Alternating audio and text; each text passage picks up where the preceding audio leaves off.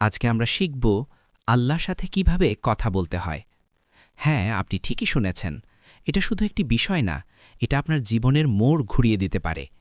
আপনি হয়তো অনেক পাপ করেছেন, ফিরে আসতে ভয় লাগে। আপনার ভিতরে যদি একটু আশা থাকে, তাহলে বলবো এই ভিডিওটা আপনি মিস করেন না।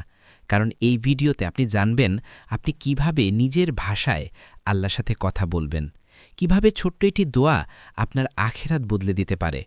এই ভিডিওটা আপনার আল্লাহর মাঝে এক নতুন দরজা খুলে দিতে পারে। একবার মন দিয়ে শুরু থেকে শেষ পর্যন্ত দেখে নিন ভাই, হয়তো আজই হবে আপনার ফিরে আসার দিন। ১. আল্লাহ দেন এমনকি যখন আমরা চাই না। চলুন আমরা ফিরে যাই আমাদের আদিপিতা আদম আলাইহিসসালামের কাছে। আল্লাহ সুবহানাহু ওয়া তাআলা আদম আলাইহিসসালামকে সৃষ্টি করলেন। তারপর তিনি আদম আলাইহিসসালামকে জান্নাতে জায়গা দিলেন, খাবার দিলেন, পোশাক দিলেন, একজন সঙ্গী দিলেন, হাওয়া আলাইহিসসালাম। একটি বিষয় লক্ষ্য করলেন, আদম আলাইহিসসালাম তখন আল্লাহর কাছে কিছু চাননি, তবুও আল্লাহ সব দিয়ে দিলেন। এই ঘটনা আমাদের কি শেখায় ভাই? আল্লাহ সুবহানাহু ওয়া তাআলা আমাদের দেন, এমনকি যখন আমরা চাই না কিংবা চাইতে ভুলে যাই। আপনি কি কখনো ভেবেছেন আজ আপনি নিঃশ্বাস নিচ্ছেন, আপনার হাত পা ঠিকঠাক কাজ করছে, আপনার ঘরে খাবার আছে, আপনি আজ বেঁচে আছেন, এই সবই আল্লাহ সুবহানাহু ওয়া তাআলা দিচ্ছেন, আপনি চাইলেও না চাইলেও। কারণ আল্লাহ সুবহানাহু ওয়া তাআলা হচ্ছেন আর রহমান, অশেষ দয়ালু, আর রজ্জাক, যিনি রিজিক দান করেন।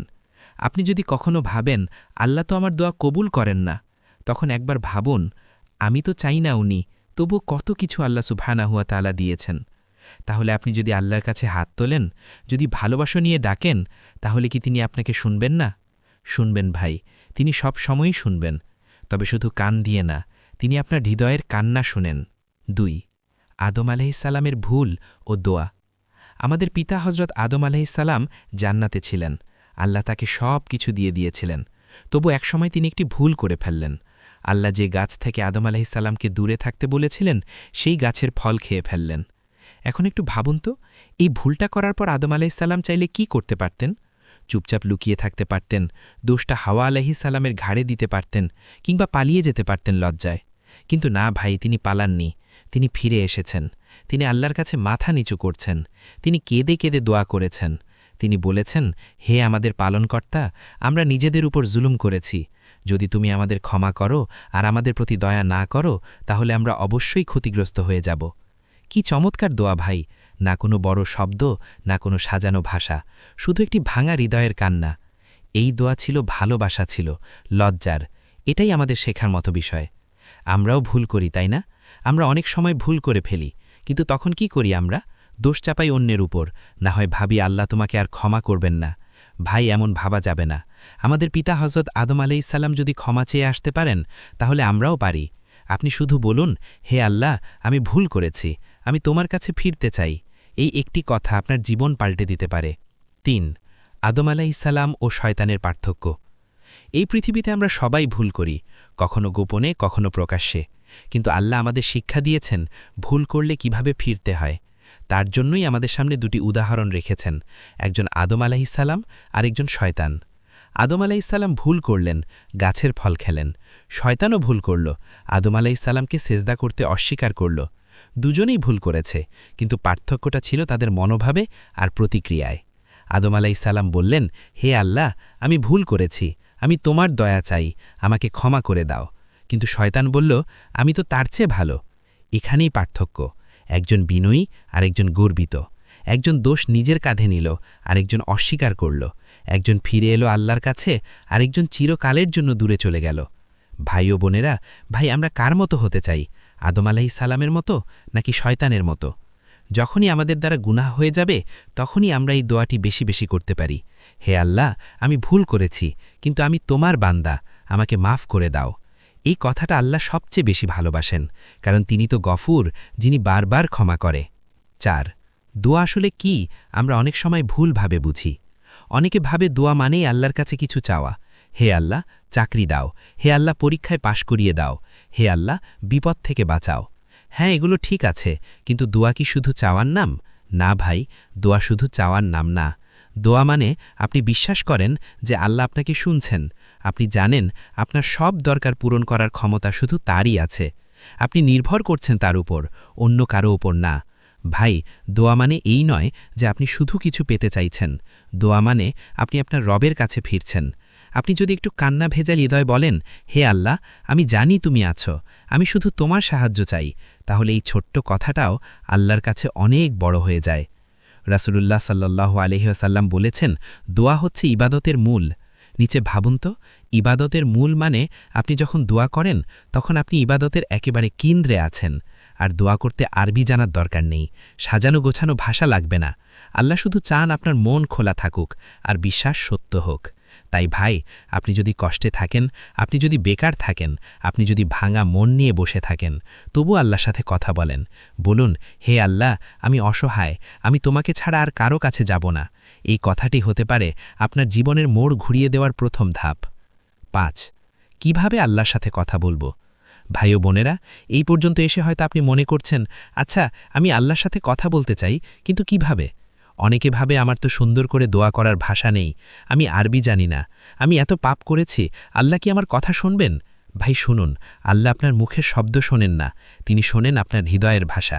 আপনাকে কোনো সাজানো গোছানো বাক্য দরকার নেই, আপনাকে আলেম হতে হবে না, বই মুখস্থ থাকতে হবে না। তাহলে কিভাবে শুরু করবেন? খুবই সহজ। নিরিবিলি জায়গা বেছে নিন, যেখানে একটু চুপচাপ থাকা যায়, নিজের সাথে থাকা যায়, যেমন নিজের রুম। আল্লাহর প্রশংসা দিয়ে শুরু করুন। বলেন আলহামদুলিল্লাহ, সুবহান আল্লাহ, আল্লাহু আকবার। তারপর রসুল সাল্লাল্লাহু আলাইহি ওয়াসাল্লামের উপর দুরুদ পাঠ করুন, আল্লাহুম্মা সাল্লি আলা মুহাম্মাদ।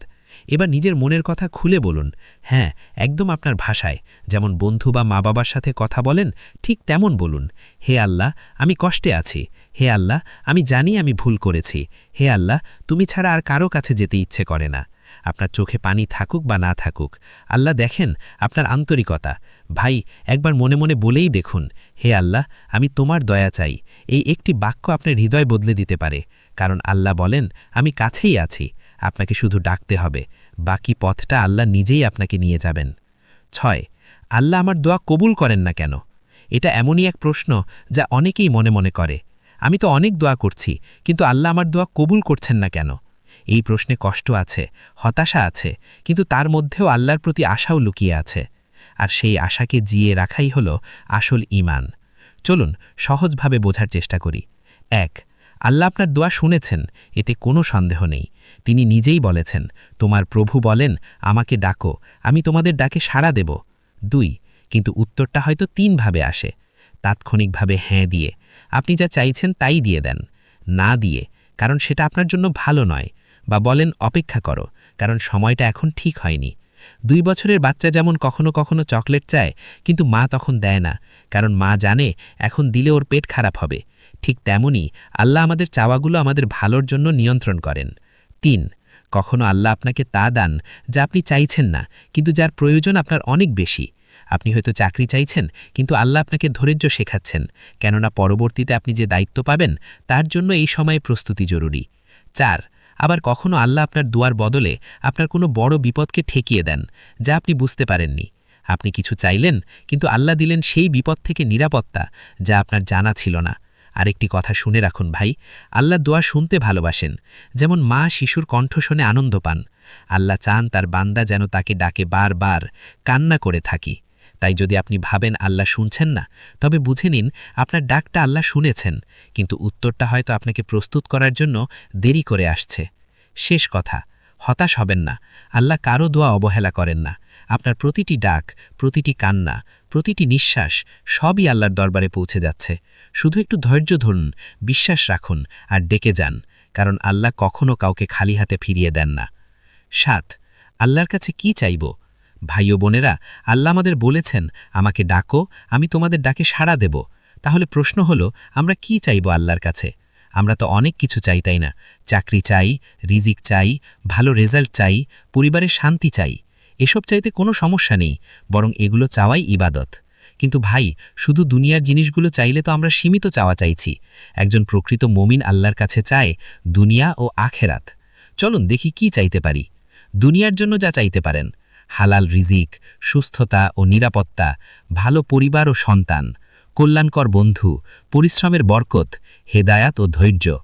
আখেরাতের জন্য যা চাইতে পারেন, ক্ষমা, অর্থাৎ হে আল্লাহ, আমাকে তুমি মাফ করে দাও, হেদায়াত, যেন আমি তোমার পথেই চলি, জাহান্নাম থেকে মুক্তি, জান্নাত এবং শুধু জান্নাত না, চাইবেন জান্নাতুল ফিরদাউস, সবচেয়ে উঁচু স্থান এবং নবীজি সাল্লাল্লাহু আলাইহি ওয়াসাল্লামের সাথে একসাথে থাকার সুযোগ। নবীজি সাল্লাল্লাহু আলাইহি ওয়াসাল্লাম আমাদের এমন একটি দোয়া শিখিয়েছেন যাতে দুনিয়া ও আখিরাত দুটোই আছে। রব্বানা আতিনা ফিদ দুনিয়া হাসানাতাও ওয়া ফিল আখিরাতি হাসানা ওয়াকিনা আযাবান নার। আমাদের রব, আমাদেরকে দুনিয়াতে কল্যাণ দাও ও আখিরাতে কল্যাণ দাও এবং জাহান্নামের আগুন থেকে রক্ষা করো। ভাই ও বোনেরা, আপনার দোয়া যেন শুধু আজকের সমস্যা পর্যন্ত না থাকে, দোয়া যেন হয় চিরকালীন মুক্তির জন্য। এই দুনিয়া তো একদিন ছেড়েই যাবেনি, তাই এমন কিছু চাইতে ভুলবেন না যা মৃত্যুর পরেও আপনার সাথে থাকবে। আজ থেকে একটি কাজ করুন, দোয়ার তালিকায় দুনিয়া ও আখেরাতের দুইটাই লিখে ফেলুন আর আল্লাহকে ডাকুন পুরো ভালোবাসা দিয়ে। ভাই ও বোনেরা, আল্লাহর সাথে কথা বলার জন্য কোনো ডিগ্রি লাগে না, আরবি ভাষা জানা লাগে না, লাগে শুধু একটি জিনিস,